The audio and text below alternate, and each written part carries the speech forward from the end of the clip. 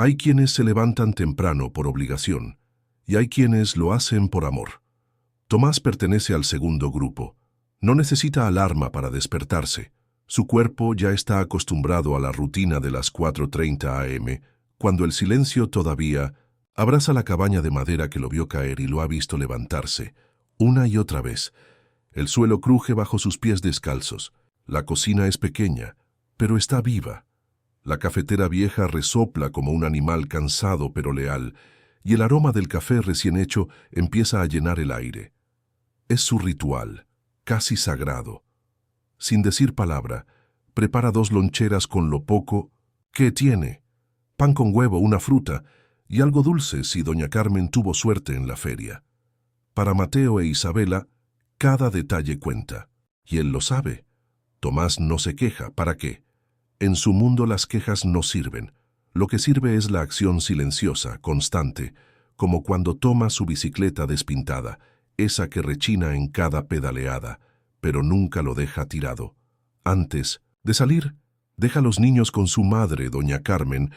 Ella ya está despierta, envuelta en un suéter de lana que tejió hace años, mientras sus manos tiemblan por la edad. Se cruzan apenas unas palabras, con esa complicidad que solo el dolor compartido enseña. Él le entrega las mochilas, ella asiente, y así comienza un nuevo día. Pedalea rumbo a la hacienda El Encino. Le esperan horas de sol implacable, tierra seca, y el mismo campo que desde hace 3 años le ha dado lo justo para sobrevivir, desde que su esposa se fue en una tarde que él preferiría olvidar. Pero la mente no siempre coopera. El camino es largo, lleno de piedras y baches. No hay atajos. Algunos lo saludan desde los potreros, otros solo bajan la cabeza. La gente del campo entiende el lenguaje del silencio. Tomás también, aunque en su silencio hay una historia que nadie ve. Ahora bien, quizá tú estás pensando, ¿y qué puedo aprender yo de un hombre que vive en una cabaña, pedalea todos los días y apenas tiene para dar de comer a sus hijos? Pues te digo, mucho más de lo que crees. Tomás es la representación viva de lo que significa tener propósito. Él no trabaja por dinero, trabaja por algo que no tiene precio: dignidad. Y si tú hoy te sientes estancado, cansado, sin rumbo, haz lo siguiente: levántate más temprano de lo habitual, no para ser productivo, sino para observar en silencio qué estás haciendo con tu vida. Tómate un café sin prisa, escribe en un papel qué personas realmente dependen de ti y pregúntate si las estás priorizando, porque a veces la rutina no es el problema. El problema es no tener una razón para sostenerla. Y lo curioso es que mientras Tomás pedalea en dirección a la hacienda, ajeno a lo que el día le deparará, alguien más, alguien desde muy arriba, literalmente, comenzará a notar su existencia, aunque aún no lo sepa.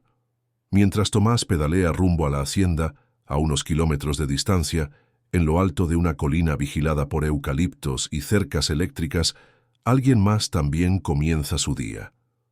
Pero de una forma completamente distinta. Don Ezequiel no madruga por necesidad. Se despierta cuando el reloj de mármol marca las 7:00 en punto. Siempre la misma hora, siempre el mismo ritual. La casa es enorme, silenciosa, y aunque a simple vista parece un palacio, por dentro guarda una soledad que ni los perros se atreven a romper. Con paso firme, baja las escaleras de madera oscura.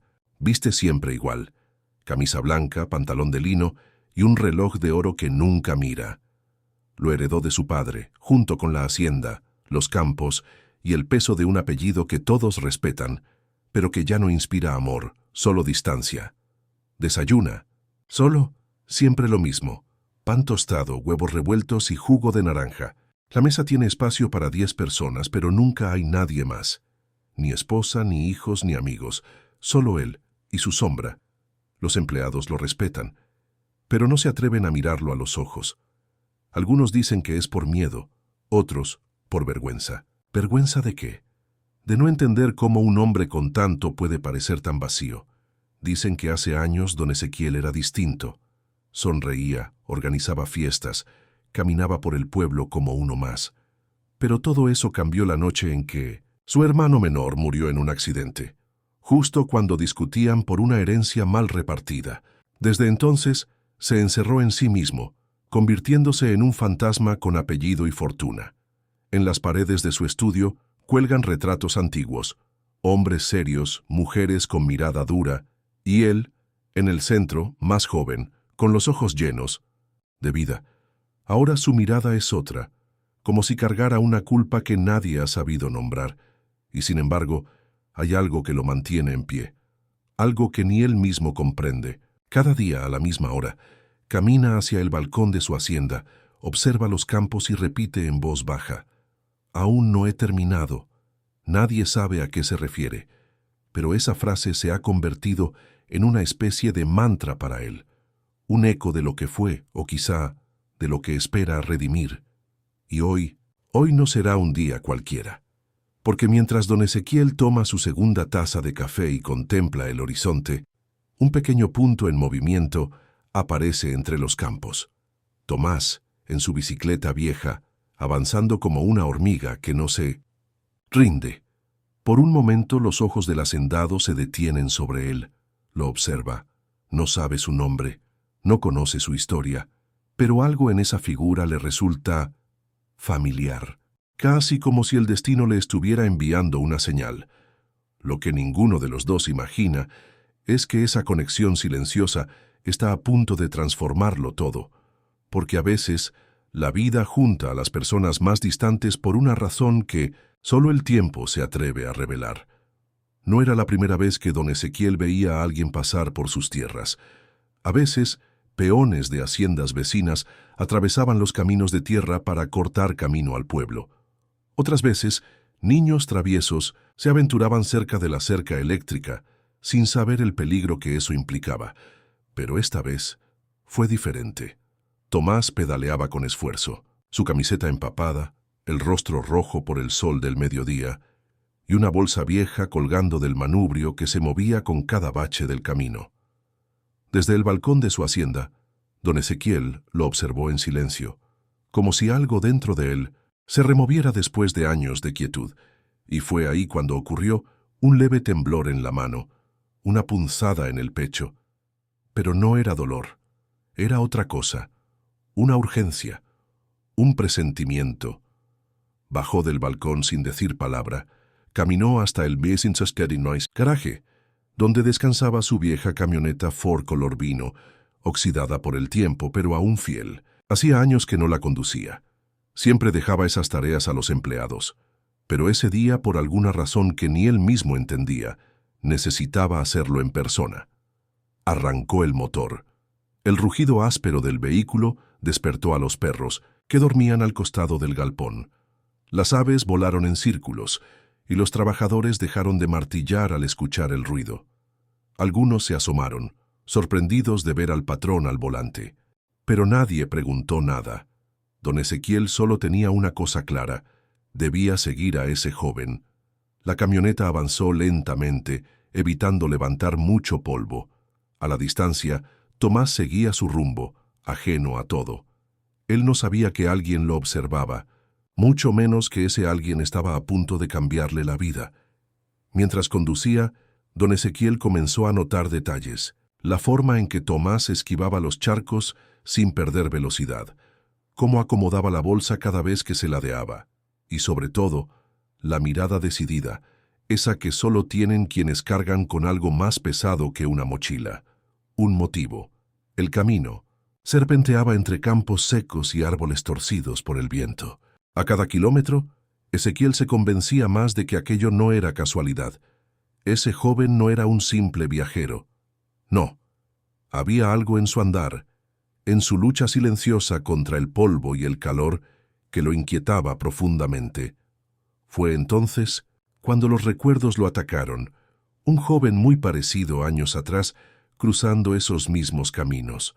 Un muchacho flaco, de rostro curtido, decidido a desafiar al mundo por sus propios medios. Ezequiel se vio a sí mismo, pero también vio a su hermano, y con ese recuerdo vino la culpa. Apretó el volante con fuerza. Sus nudillos se pusieron blancos, sus ojos vidriosos. Había pasado más de media vida intentando olvidar. Pero un simple muchacho en bicicleta acababa de abrir la puerta que tanto había sellado. A lo lejos Tomás se detuvo, se bajó de la bicicleta y caminó hacia una pequeña capilla abandonada al costado del camino. Se arrodilló frente a una cruz rota, cubriéndose con su gorra, y sus labios comenzaron a moverse. Don Ezequiel detuvo el motor, apagó las luces, y desde la distancia lo contempló. El silencio fue absoluto. No había viento, no había pájaros, solo él, el polvo del camino y ese muchacho que rezaba por algo o por alguien. Fue en ese instante que lo comprendió. No podía regresar, no sin saber quién era ese joven, no sin entender por qué lo había hecho detenerse después de tantos años. Se bajó de la camioneta, caminó unos pasos y dudó.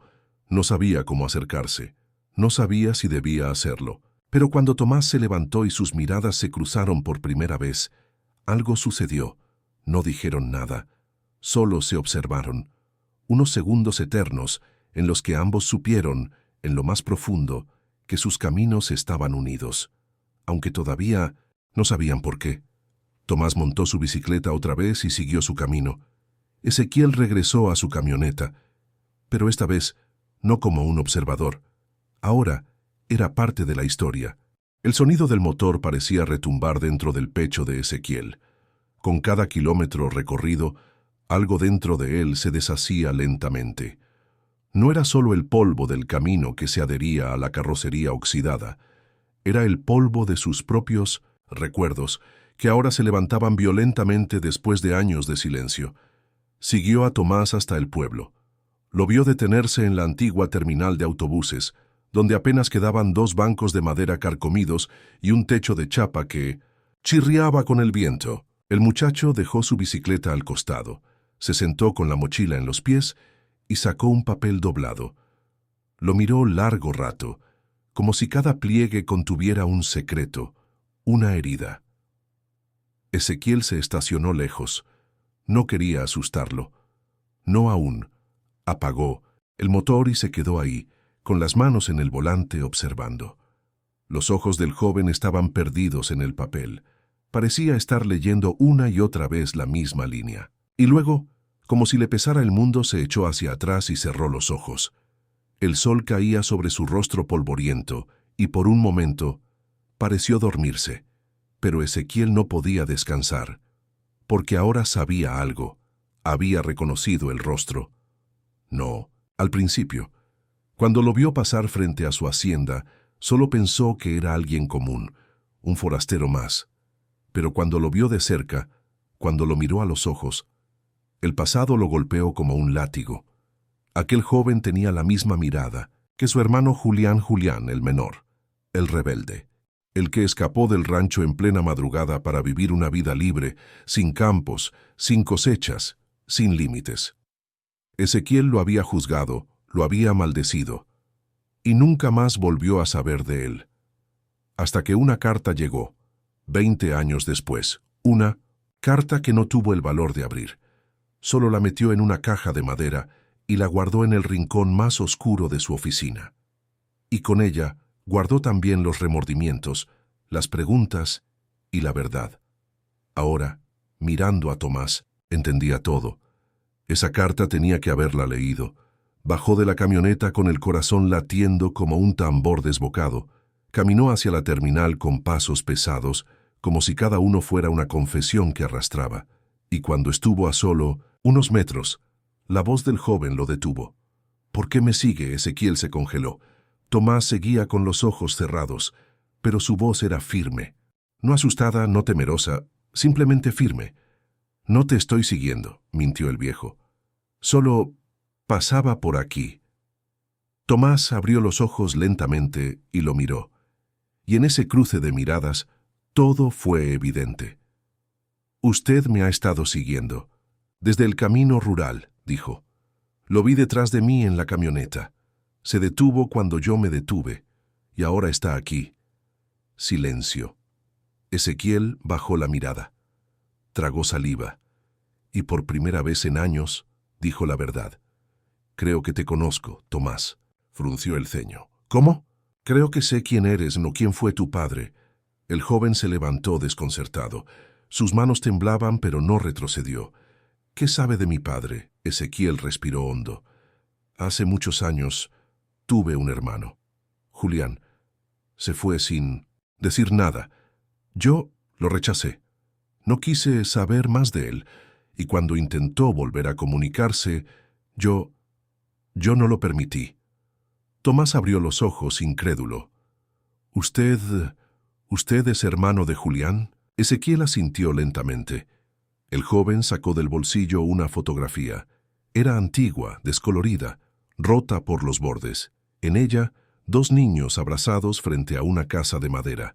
El mayor, con sombrero. El menor, con una sonrisa traviesa. Ezequiel la reconoció al instante. Esa foto estaba en nuestra cocina. Mamá la tenía colgada en la pared. Pensé que se había perdido. Él me la dio, dijo Tomás con la voz quebrada. Me dijo que usted era el mayor, que usted era su héroe cuando era niño. Ezequiel se llevó la mano al pecho, como si acabaran de dispararle. ¿Dónde está?, preguntó casi en un susurro. ¿Dónde está Julián? Tomás bajó la mirada, y entonces el silencio se volvió más denso que el aire. Murió el año pasado. Cáncer de pulmón. Ya era tarde cuando lo descubrieron. Ezequiel dio un paso atrás. El mundo se volvió borroso. Quiso decir algo, pero no había palabras suficientes para cubrir 20 años de silencio. Antes de morir, me habló mucho. «¿Sabe usted?», dijo Tomás, «de cómo lo admiraba, de cómo lamentaba haberlo decepcionado, y ahí, frente a la terminal vacía, con los perros callejeros cruzando la calle y el sol cayendo detrás de los cerros». Ezequiel lloró. Lloró como no lo hacía desde niño, como no se permitía. Y Tomás, sin entender del todo, se acercó y le ofreció la foto. «Yo vine a buscar respuestas, pero tal vez usted también las estaba buscando». Ezequiel tomó la imagen con manos temblorosas. «Gracias por venir», dijo. «Gracias por no haberte rendido», Tomás asintió. Y por primera vez sonrió, una sonrisa triste, pero sincera. Aquel atardecer ya no era el mismo. El sol parecía haberse detenido por un instante sobre las montañas, como si el tiempo le diera un respiro a ambos. Tomás y Ezequiel se quedaron en silencio por un rato más, sentados en aquella terminal olvidada, donde las únicas voces que se escuchaban eran las del viento y de los recuerdos. Ezequiel tenía la foto entre las manos como si fuera un trozo de alma recuperada. Y Tomás, que había llegado al pueblo con la mochila llena de dudas, empezaba a sentir que algunas piezas del rompecabezas finalmente encajaban. Pero había algo más. Algo que el joven había traído y que aún no se había atrevido a mostrar. Un gesto que su padre le había pedido justo antes de morir, con una voz tan debilitada que apenas se entendía. Un encargo, una misión silenciosa. Tomás bajó la mirada a su mochila. Dudó. Respiró profundo. Mi padre quería que le entregara algo. Ezequiel levantó la vista. Su rostro, curtido por el sol y los años, mostraba una mezcla de miedo y esperanza. ¿Qué cosa? Tomás abrió la mochila con cuidado, como si dentro hubiera dinamita. Sacó una pequeña caja de madera, envuelta en un pañuelo viejo y descolorido. Ezequiel la reconoció al instante. Esa caja. La encontré en un armario, poco después de su muerte. Tenía su nombre grabado en la parte de abajo. Dijo que algún día debía volver a usted. Ezequiel la tomó con manos lentas, reverentes. Al girarla, leyó su nombre tallado con torpeza. Ezequiel S. Era una caja de puros que usaba cuando era joven, donde solía guardar monedas, recuerdos y algún que otro secreto. La abrió. Dentro había una carta, una que nunca llegó a leer. Misma carta que Julián había enviado años atrás. Ezequiel la reconoció por la caligrafía y por una mancha de café en una esquina, pero no solo estaba la carta. También había una foto más reciente de Julián, ya mayor, sosteniendo a un niño en brazos, Tomás, y al dorso un mensaje corto. Nunca es tarde para volver a empezar. Las manos del viejo temblaron. Las palabras de su hermano lo atravesaron como cuchillos de papel. Era como escuchar su voz en la brisa, como sentir su abrazo en el silencio. Tomás miraba sin hablar. Sabía que había cumplido con su parte, pero no sabía qué venía después. No sabía si ese hombre endurecido por los años tenía espacio en su vida para algo más que recuerdos. Ezequiel dobló la carta, la guardó en el pecho y miró al muchacho con los ojos empapados. Él nunca dejó de quererme, ¿verdad, Tomás? Negó con la cabeza con una sonrisa rota. Nunca. Aunque usted no contestara, aunque se mantuviera en silencio, él lo esperaba. Siempre creyó que algún día volverían a hablar. Ezequiel miró hacia el cielo. El sol ya no estaba, pero el calor seguía ahí. Y entonces, sin pensarlo mucho, se puso de pie. «Ven conmigo», dijo mirando al joven, no como una obligación, sino como un intento. No tengo mucho, pero la hacienda está en pie. Y si querés quedarte un tiempo. Tomás lo miró sorprendido. ¿Estás seguro? No estoy seguro de nada, respondió Ezequiel. Pero si no hago algo ahora, entonces seré igual al hombre que fui toda mi vida, y no quiero morir así. Tomás asintió despacio. No respondió de inmediato, pero tomó su mochila, se la colgó al hombro y caminó al lado del viejo. Y cuando subieron a la camioneta, algo distinto los envolvía. No era una reconciliación forzada, no era un reemplazo, era otra cosa, un gesto, pequeño, pero poderoso, un acto de fe entre dos extraños que compartían la misma sangre, aunque no los mismos recuerdos. La camioneta arrancó y se perdió en el camino rural, dejando atrás la terminal, la mochila cargada de historias y un eco que resonaría por mucho tiempo. Nunca es tarde para volver a empezar. El tiempo pasaba rápidamente. Las tardes se alargaban y las sombras se estiraban sobre las viejas tierras de Ezequiel.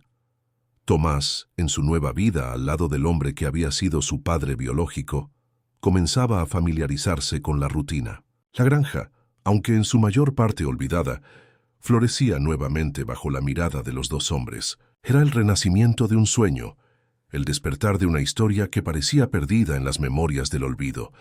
Sin embargo, los días de trabajo y los esfuerzos compartidos no fueron suficientes para acallar la mente de Tomás. Algo no encajaba en la ecuación, algo seguía incompleto. Había algo en el aire, una tensión invisible, como si las preguntas todavía estuvieran esperando respuestas. Fue una tarde de tormenta, cuando la lluvia caía como un manto pesado sobre la tierra, que Ezequiel tuvo que salir del pueblo por asuntos de trabajo. Tomás, sabiendo que el viejo estaba ocupado, decidió quedarse en la casa y ocuparse de algunos papeles que Ezequiel le había pedido organizar. Aquella tarde, sin embargo, la curiosidad le jugó una mala pasada. El joven había encontrado un expediente antiguo, apilado con otros papeles en la oficina del hombre. Lo levantó con la mano un poco desconcertado, sin saber que ese gesto sería el principio de un conflicto que pondría a prueba no solo la relación con Ezequiel, sino la integridad de todo lo que había construido hasta entonces. Era un informe de accidente. Tomás leyó el título, y las palabras lo golpearon con la fuerza de un trueno. Accidente en la carretera, camión propiedad de la hacienda El Encino. El informe detallaba el suceso. Un accidente ocurrido 3 años atrás, cuando una mujer había sido atropellada mientras cruzaba la calle cerca del pueblo. El conductor, que había estado al volante de uno de los camiones de la hacienda, se había dado a la fuga. La mujer, madre de 2 niños pequeños, había muerto en el acto. Tomás, al leer los detalles, sintió que el mundo se le venía abajo. La mujer que había perdido la vida en ese accidente era nada menos que su esposa, Marta. La confusión lo envolvió. ¿Por qué este informe estaba en las manos de Ezequiel? ¿Por qué nunca le había dicho nada sobre ello? ¿Cómo podía el viejo, con su aparente bondad, haber guardado silencio sobre un hecho tan devastador? Tomás, con el corazón acelerado, continuó leyendo el informe. La peor parte vino al final, donde un nombre apareció en la sección de testigos y responsables. Carlos Ríos, el antiguo gerente de la hacienda. Carlos, un hombre que Tomás recordaba de los días en que su vida parecía estar llena de promesas, había sido el encargado de encubrir el incidente. En lugar de reportar el accidente y enfrentar las consecuencias, había manipulado la información para proteger tanto a la hacienda como a los implicados. Las huellas del encubrimiento estaban claras: una falsificación de testigos, la eliminación de evidencias y la destrucción de cualquier rastro de la tragedia. Tomás sintió el nudo en la garganta. El dolor que había intentado enterrar durante tanto tiempo, la ira que había sido mantenida en silencio por su propio temor y la incomodidad de la pobreza, ahora afloraban de forma feroz. Su corazón latía con rabia y su cabeza se llenaba de preguntas. ¿Qué debía hacer con esta información? ¿Era justo que Ezequiel estuviera involucrado, aunque no de manera directa? ¿Cómo podía confiar en él ahora, si el hombre que lo había acogido en su casa y que parecía ser su salvación, había guardado este terrible secreto? ¿Cómo podría el hombre que había visto como un ejemplo de justicia ahora ser parte del encubrimiento de la muerte de su esposa? La lluvia arreciaba afuera y en la casa el aire se volvió espeso. Tomás sentía el peso de la revelación y la presión de lo que debía hacer. Sabía que no podía quedarse callado. No podía permitir que el sufrimiento de su esposa fuera ignorado, ni que la vida de sus hijos se viera afectada por el mismo sistema que había destruido su familia. Con una rabia contenida y los nervios a flor de piel, salió de la oficina y se dirigió hacia la vieja camioneta de Ezequiel, que estaba estacionada afuera. En su mente, las palabras comenzaban a formarse. Sabía lo que tenía que hacer, pero la angustia lo detenía. De repente, el sonido de la puerta que se abre le hizo detenerse. Ezequiel había regresado, y su rostro cansado pero sereno era el contraste perfecto con el torbellino emocional en el que Tomás se encontraba. Los dos se miraron durante unos segundos, y entonces Tomás, con la carta en mano, decidió confrontarlo. «¿Por qué nunca me dijiste nada?», dijo con voz quebrada, sosteniendo el informe delante de él. Ezequiel, al ver el documento, palideció. Sabía que había llegado el momento de enfrentar lo que había intentado ocultar durante tanto tiempo. Sin una palabra más, se sentó en la vieja silla de madera con la cabeza agachada. Tomás, lleno de indignación y dolor, esperaba una explicación. El silencio entre ellos se hacía insoportable. El aire en la habitación se volvía denso, como si los muros mismos estuvieran reteniendo el peso de las palabras no dichas. Tomás observaba fijamente a Ezequiel, sin entender cómo un hombre que había sido su refugio, su protector, podía estar tan profundamente implicado en un acto tan sombrío. La carta, que sostenía como si fuera una sentencia, temblaba ligeramente en su mano. No porque estuviera nervioso, sino porque el peso de la revelación lo estaba destruyendo por dentro. Ezequiel levantó lentamente la vista. Sus ojos, normalmente llenos de firmeza y autoridad, ahora mostraban algo mucho más vulnerable: arrepentimiento. Lo que vas a escuchar, Tomás, no es algo que desee recordar, pero es algo que debes saber. Porque es tu derecho, dijo Ezequiel con voz baja y arrastrada, como si cada palabra le costara más que la anterior. Tomás permaneció en silencio, su respiración agitada y su corazón acelerado, esperando la explicación que le haría comprender todo. Ezequiel respiró profundamente y comenzó a relatar la historia que había estado guardada durante años, una historia que involucraba no solo la muerte de Marta, sino la misma esencia de la hacienda, de su familia y de todo lo que Tomás creía conocer. Hace muchos años, antes de que llegara a tu vida, yo tenía amigos, personas en quienes confiaba. El accidente que mencionas, la muerte de tu esposa, fue un evento que nunca debía haber dejado pasar desapercibido. Yo estaba involucrado, pero no de la manera en que crees. La mujer que murió, Marta, no era solo una desconocida para mí. Su historia estaba ligada a la mía de una manera que ni tú ni nadie más podrían imaginar. Ezequiel se detuvo, como si las palabras le pesaran más que cualquier carga física. Su rostro mostraba una profunda tristeza y culpa. Tomás frunció el ceño. No podía creer lo que estaba escuchando. La relación entre Ezequiel y Marta, ¿qué significaba eso? La ira que sentía se multiplicaba, pero la confusión lo mantenía atado a su asiento. No podía escapar del abismo que se estaba abriendo frente a él.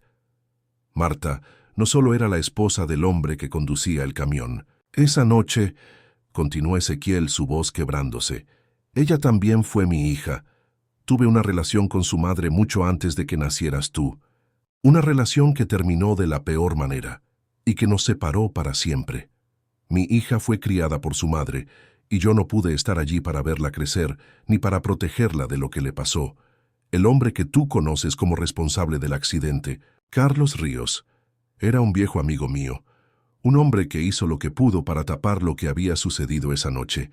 La muerte de Marta fue algo que jamás imaginé que tendría que afrontar, y mucho menos que tú serías el hijo de ella.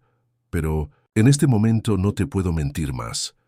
Tomás se levantó de golpe, dando un paso atrás, tambaleando.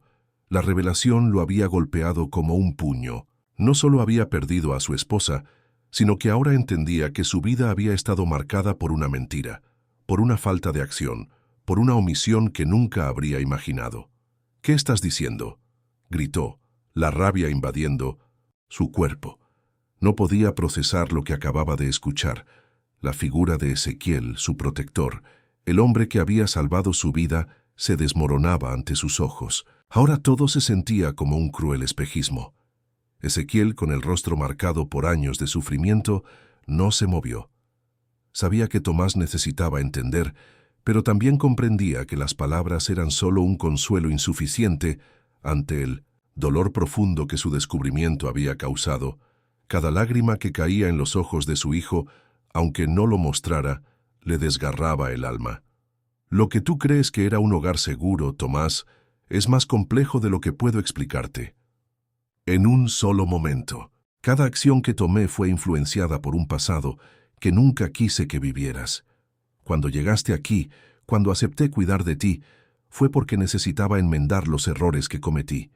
Sabía que el odio, el sufrimiento, la rabia, la justicia, todo eso venía hacia mí, y estaba dispuesto a recibirlo. Pero no podía permitir que tú, un joven inocente, cargaras con las mismas maldiciones que yo arrastraba. Tomás estaba paralizado, mirando a Ezequiel, sin saber si debía creerle o no. La vida que había comenzado a construir, sus sueños, sus esfuerzos por ser alguien mejor que su madre le habían enseñado a ser, ahora parecían desmoronarse ante sus ojos. ¿Qué debía hacer con todo esto? ¿Qué debía hacer con la verdad tan terrible y aplastante? Mi madre, susurró Tomás, los ojos llenos de lágrimas. ¿Por qué nunca me dijiste que Marta era tu hija? ¿Por qué ocultaste todo esto? ¿Por qué? La rabia que sentía ahora no era solo contra Ezequiel, sino contra él mismo, contra el destino, contra todo lo que había creído conocer. El amor que había creído que sentía por el hombre que lo había criado comenzaba a disolverse en algo mucho más amargo. Ezequiel bajó la cabeza, sin respuesta. Las palabras se le escapaban, ya no importaban. La verdad estaba ahí, presente entre ellos, y lo que quedaba era lo que Tomás decidiera hacer con ella. Tomás se giró bruscamente, con los ojos húmedos y el pecho apretado. Tenía que salir de allí. Necesitaba aire. Necesitaba procesar todo lo que acababa de aprender. La granja, la hacienda, los recuerdos de su madre, todo estaba ahora teñido por una verdad amarga, una verdad que cambiaría su vida para siempre. Salió a la lluvia, corrió hacia el campo, dejando atrás la casa, la figura de Ezequiel y el eco de una historia que nunca pensó conocer. La lluvia caía con furia, golpeando el suelo como si también el cielo llorara por las decisiones del pasado. Tomás no sentía el agua empapando su piel, ni el frío que se instalaba en su cuerpo. Solo sentía un vacío profundo, un agujero donde su corazón solía latir con seguridad y certeza. Había corrido sin rumbo, sin pensar, sin saber qué hacer con la tormenta de pensamientos que lo asaltaba. La verdad lo había golpeado con fuerza, como un rayo atravesando la oscuridad. La revelación de Ezequiel sobre Marta, sobre su propia familia, había trastornado todo lo que conocía. El dolor era insoportable y la culpa parecía envolverlo como una manta pesada. Tomás se dejó caer en el barro, sus manos aferrándose a la tierra húmeda, tratando de encontrar algún tipo de ancla, algo que lo conectara con la realidad. Pero no había respuestas inmediatas, no había consuelo, solo la rabia que lo consumía por dentro. De repente, una sombra apareció sobre él. No era la silueta de Ezequiel, ni la de alguien que pudiera esperar. Era un hombre con una mirada que mostraba un sufrimiento igualmente profundo, pero diferente. Este hombre había sido parte de su vida desde su llegada a la hacienda, pero nunca había sido tan cercano como para conocer sus demonios. Su nombre era Esteban, y era uno de los trabajadores de la finca. Era un hombre callado, que raramente se mostraba en público y se mantenía distante, pero Tomás siempre lo había respetado. Aquel hombre tenía un aire sabio, una presencia que infundía confianza, aunque su vida fuera un enigma. Esteban se acercó lentamente, con paso firme, como si estuviera acostumbrado a caminar en medio de las tormentas de la vida, ya fuera literales o figurativas. Tomás, dijo con voz baja pero clara, sé lo que estás sintiendo. La verdad puede destruirnos, pero también puede liberarnos. Tomás lo miró sin decir una palabra, pero sus ojos mostraban la batalla interna que libraba en ese momento. No sabía si escuchar a Esteban o seguir con su propio dolor. No entendía cómo ese hombre podía ser tan calmado ante una verdad tan destructiva, pero algo en su voz le hizo detenerse. Algo en su presencia lo hacía sentir que no todo estaba perdido. Esteban se agachó, poniéndose a la par de Tomás, quien aún estaba de rodillas sobre el barro. La rabia que sientes es natural, continuó Esteban. Es el veneno que consume a todos cuando las mentiras se revelan. Pero el odio y el dolor no son la solución.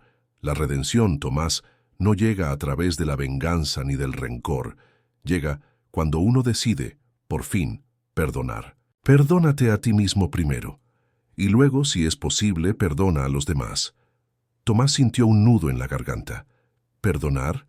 Perdonar a Ezequiel, el hombre que había sido su protector, pero que lo había condenado a vivir en la oscuridad de las mentiras. Perdonarse a sí mismo por no haber visto lo que estaba delante de sus ojos. No sabía si podía hacerlo. Esteban, sin prisa, se sentó junto a él en el barro, mirándolo con una calma que Tomás no comprendía. No estamos hechos para cargar con el peso de los errores de otros, dijo Esteban, tocando el hombro de Tomás con suavidad. A veces necesitamos reconocer que nuestras cicatrices son parte de nuestra transformación, que la tormenta puede pasar, pero solo si decidimos no dejarnos ahogar por ella. Tomás cerró los ojos y por un momento la rabia se calmó, pero no desapareció. Estaba allí, intacta, como una sombra que lo seguía, recordándole que había más por hacer. La verdad había llegado, pero lo que quedaba ahora era decidir qué hacer con ella. Esteban se levantó, con la misma serenidad que lo había caracterizado siempre. Tú decides, Tomás. Puedes seguir enojado, resentido con el mundo, o puedes aprender a usar lo que sientes como fuerza. La redención no es un destino, es un camino, y ese camino se empieza con un solo paso. Con una última mirada, Esteban comenzó a caminar hacia la hacienda, dejándolo solo con sus pensamientos, con la lluvia y el viento, y con las decisiones que debía tomar. Tomás se levantó lentamente, mirando el horizonte donde la tormenta comenzaba a ceder, dejando espacio para los primeros rayos de sol. Algo dentro de él comenzó a cambiar. No sabía si estaba listo para perdonar a Ezequiel o si podía siquiera reconciliarse con todo lo que había descubierto. Pero sí sabía algo. No podía seguir viviendo en el dolor. No podía seguir arrastrando el peso de la ira y el sufrimiento. La redención, la verdadera transformación, comenzaba con él mismo. Con cada paso que dio, con cada respiración, Tomás comenzó a comprender que el viaje hacia su sanación no solo era posible, sino necesario. Ya no podía cambiar el pasado, pero podía elegir cómo vivir en el presente, cómo reconstruir su futuro. Con ese pensamiento en mente, se dirigió hacia la hacienda, con la certeza de que su vida, su destino, estaba en sus manos. Y aunque el camino fuera largo, sabía que al final encontraría la paz que tanto había buscado. El sol comenzaba a ponerse en el horizonte, bañando la hacienda con una luz cálida, casi dorada, como si el mismo cielo intentara restablecer la armonía que se había perdido durante tanto tiempo. Las cicatrices del pasado aún eran visibles, pero en el aire flotaba una sensación de renovación, de promesa. Tomás observaba a su alrededor, respirando profundamente, sintiendo el peso de los días difíciles que había vivido, pero también percibiendo la nueva esperanza que se comenzaba a forjar en su corazón. La casa, que alguna vez fue un lugar lleno de secretos y sombras, ahora se sentía diferente. La misma estructura, pero transformada por dentro. La luz que entraba por las ventanas no solo iluminaba los pasillos y las habitaciones, sino que parecía tocar las almas de quienes la habitaban. Era el símbolo de que la oscuridad ya no dominaba el lugar. La verdad había entrado en cada rincón, y con ella la posibilidad de sanar. Marta estaba en la cocina, preparando una cena sencilla pero llena de significados. La mirada de Tomás se posó en ella mientras, entre las labores, se tomaba un momento para mirarlo. Ella había sido su apoyo más firme, su roca en medio de la tormenta. Sabía que el proceso de reconstrucción de su familia no sería fácil, que aún quedaban heridas por sanar, pero también entendía que el primer paso hacia la reconciliación ya había sido dado. Tomás se acercó a ella, y aunque las palabras nunca fueron su punto fuerte, su presencia lo decía todo. No necesitaban demasiadas explicaciones ni promesas vacías. El tiempo, la paciencia y el esfuerzo mutuo serían los que llevarían a esa casa a ser un verdadero hogar otra vez.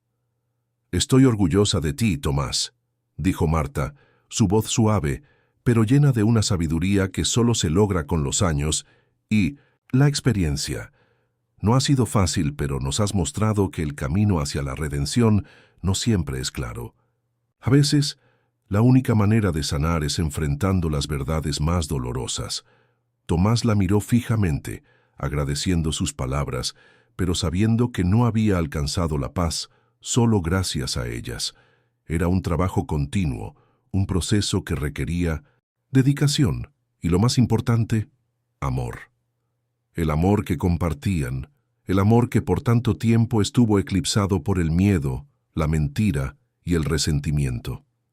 «No he hecho todo lo que quería, ni lo que tal vez esperabas de mí», respondió Tomás, con humildad.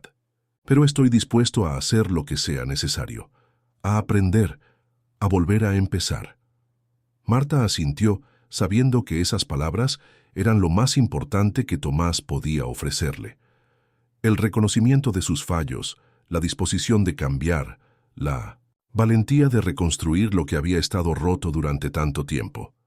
Al fondo de la casa, las risas de los niños se escuchaban, y la escena que se desplegaba era completamente diferente a las tensas cenas que solían tener. La familia de Tomás, su núcleo, volvía a ser lo que había sido antes, un refugio. Había una ligera serenidad en la forma en que sus hijos corrían por los pasillos, sin miedo, sin esa tensión que se sentía en los años anteriores. Ya no había sospechas ni silencios incómodos, solo amor y el deseo de vivir juntos, de apoyarse mutuamente. Tomás caminó hacia el salón, donde su hija mayor, Valeria, estaba dibujando. La niña levantó la vista al verlo y sonrió, una sonrisa genuina, limpia de las preocupaciones que la habían invadido antes. Él se agachó junto a ella y le acarició la cabeza, como solía hacer cuando todo parecía en su lugar. «¿Qué estás dibujando, hija?», preguntó con voz suave, aún sin acostumbrarse a este nuevo ambiente, a esta nueva paz. Valeria miró su dibujo y luego le mostró el papel. Era una casa, pero no una casa cualquiera. Era una casa con flores en el jardín, con sol brillante, con un cielo despejado. Y dentro de la casa, una figura de un hombre, una mujer y 2 niños sonriendo. Era su familia, la familia que había sido rota, pero que ahora estaba siendo reconstruida pieza por pieza, día tras día. Tomás sonrió, sintiendo que la emoción lo invadía de nuevo. Esa simple imagen era la evidencia de que la redención no solo era una posibilidad para él, sino también para ellos. A veces los niños, con su inocencia, podían ver lo que los adultos no podían. Ver la posibilidad, la esperanza, donde solo había oscuridad antes.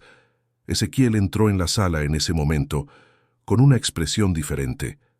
Había algo de remordimiento en sus ojos, pero también una voluntad renovada de hacer lo correcto. Aunque su relación con Tomás no podría ser la misma de antes, había algo en el aire que sugería que podrían, al menos, empezar a sanar. «Tomás», dijo Ezequiel con voz grave, «sé que te he fallado. Sé que lo que hice no tiene justificación, pero quiero que sepas que he comenzado a entender. Lo que hemos perdido no lo recuperaremos, pero lo que tenemos ahora podemos cuidarlo». Tomás lo miró durante un largo momento. Sabía que no podía olvidar ni ignorar lo que había sucedido, pero también comprendió que la redención no solo estaba en sus manos, estaba en las manos de todos los que formaban su círculo, todos los que tenían el valor de enfrentar sus propios errores y tratar de corregirlos. «Gracias, Ezequiel», respondió Tomás, con una voz que parecía más firme que nunca. «Empecemos, de nuevo, juntos».